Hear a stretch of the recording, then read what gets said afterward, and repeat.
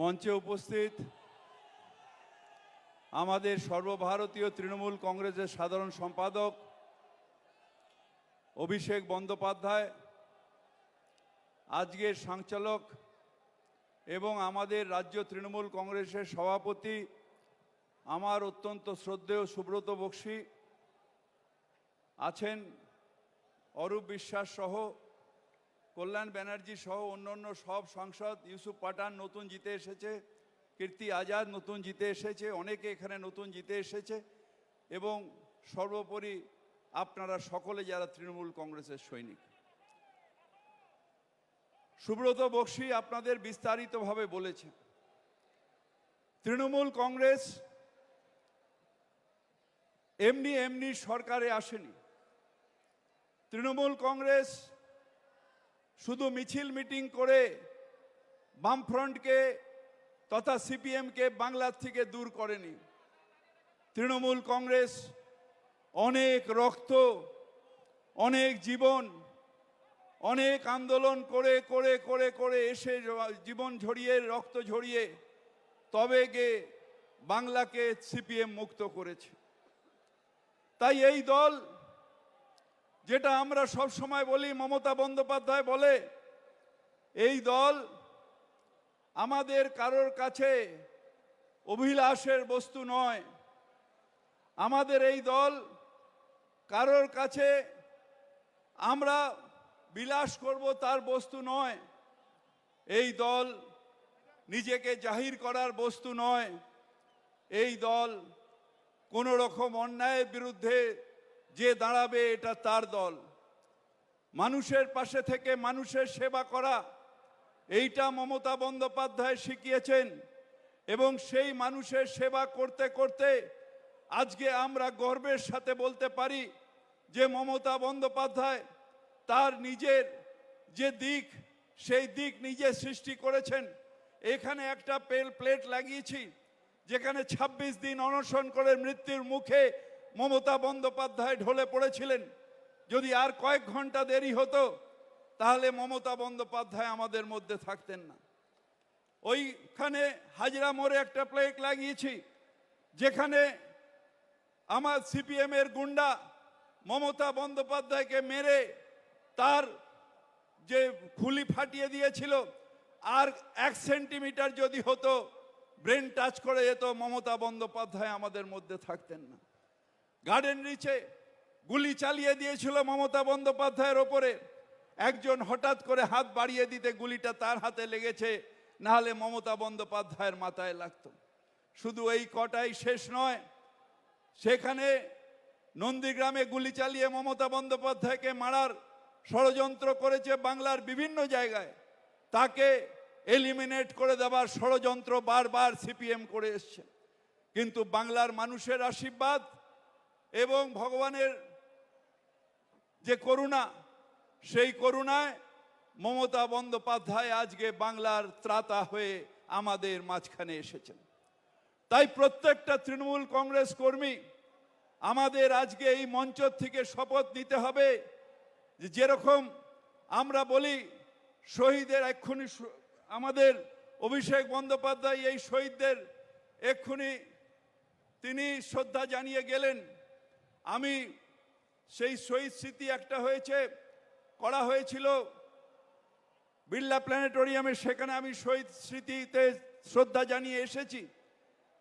তাদের বললাম, শহীদের রক্ত হয়নি কো ব্যর্থ, শহীদের রক্ত হয়নি কো ব্যর্থ, আজকে এটা সিপিএম মুক্ত বাংলা। কিন্তু রাজনৈতিক কর্মী, রাজনৈতিক জীবনে লড়াই শেষ হয়ে যায় না। আমরা বাংলাকে নিশ্চিতভাবে নিরাপদ রেখেছি।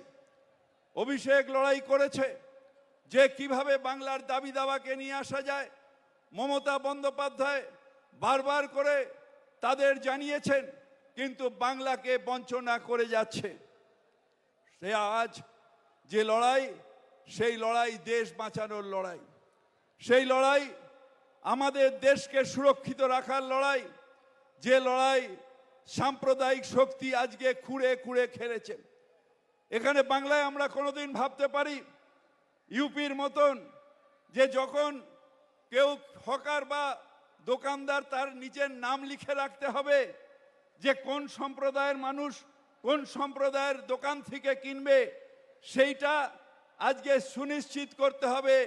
এইভাবে ডবল ইঞ্জিনের সরকার চলছে, অর্থাৎ মানুষের মধ্যে ভেদাভেদ সৃষ্টি করার দেশকে একবার এই আরএসএস ভাঙন দিয়েছে, আমরা তার যে করে হোক রুখব। তাই যে কথা বলছিলাম যে আমাদের লড়াই মানুষের স্বার্থে লড়াই, আমাদের লড়াই দেশ সুরক্ষার লড়াই, আমাদের লড়াই একসাথে থাকার লড়াই। তাই মমতা বন্দ্যোপাধ্যায় বারবার বলেন ধর্ম তোমার ধর্ম আমার কিন্তু উৎসব সবার। ঠিক যে আমরা যেরকম দুর্গাপুজো আসছে আমরা সবাই মেতে যাব, কালী পুজোয় আমরা সবাই মেতে যাব, ঈদে আমরা সবাই মেতে যাই, কিছুদিন আগের মহরম গেছি, আবার ক্রিসমাস আসছে, আমরা সবাই সেই নিয়ে আনন্দ উৎসব করব। কিন্তু তার মাঝখানে তৃণমূল কংগ্রেসের একটা বড় দায়িত্ব, সেই দায়িত্ব হচ্ছে দেশ রক্ষার দায়িত্ব। মমতা বন্দ্যোপাধ্যায় আজকে নিশ্চিতভাবে আহ্বান জানাবেন, কিন্তু আমরা যারা তৃণমূল কংগ্রেসের সৈনিক, আমরা মমতা বন্দ্যোপাধ্যায়কে এই আশ্বাসন দেব যে দিদি তুমি লড়াই করো, সর্বঘরে তৃণমূল কংগ্রেস কর্মীরা তোমার সাথে আছে, তোমার সাথে আছে। মমতা দায় তুমি লড়াই করো, আমরা তোমার সাথে আছি। আমরা যারা বাংলায় থাকি আমরা গর্বের সাথে বলি, আমরা গর্বের সাথে বলি যে হিন্দু মুসলিম শিখ ইসাই আমরা সবাই ভাই ভাই, আমাদের মধ্যে কোনো বিভেদ নেই। তাই Bangla what Bengal things today, rest of India things today, সেইটাই আজকে সারা ভারতবর্ষকে বলতে হবে, বোঝাতে হবে। ভারতবর্ষকে বারবার করে বাংলা পথ দেখিয়েছে এবং আগামী দিনে সেই পথ মমতা বন্দ্যোপাধ্যায় দেখাবে। মমতা বন্দ্যোপাধ্যায়ের রাস্তায় একমাত্র ভারতবর্ষের মুক্তির রাস্তা, সেই রাস্তায় তৃণমূল কংগ্রেস কর্মী তারা সবাই নিয়ে ভারতবর্ষকে এগিয়ে যাবে। তাই আপনাদের কাছে যে আবেদন করার জন্য আমরা এসেছি আজকে, ধৈর্য ধরে মমতা বন্দ্যোপাধ্যায় আমাদের কি নির্দেশ দেয় সেই দিকে তাকানোর, আর আমরা ভারতবর্ষকে সাম্প্রদায়িকতার যে অন্ধকার, সেই অন্ধকার থেকে দূর করবই, দূর করবই, দূর করবই। সংযত জীবনযাপন, মানুষের মধ্যে থাকা, একসাথে মানুষকে নিয়ে থাকা, সুন্দর ব্যবহার, এর মধ্যে দিয়েই মানুষের প্রাণ জয়, সেইটা নিশ্চিতভাবে আমরা করব। তাই আমরা আবার বলি মমতা দি এগিয়ে চলো, আমরা তোমার সাথে আছি, আমরা তোমার সাথে আছি, আমরা তোমার সাথে আছি। লড়াই লড়াই লড়াই চাই, লড়াই লড়াই লড়াই চাই। এই লড়াইয়ের নেত্রীকে, এই লড়াইয়ের নেত্রীকে মমতা দি এগিয়ে চলো, আমরা তোমার সাথে আছি।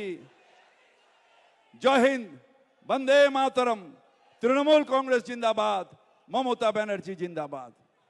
অসংখ্য ধন্যবাদ ফিরহাদ হাকিমকে।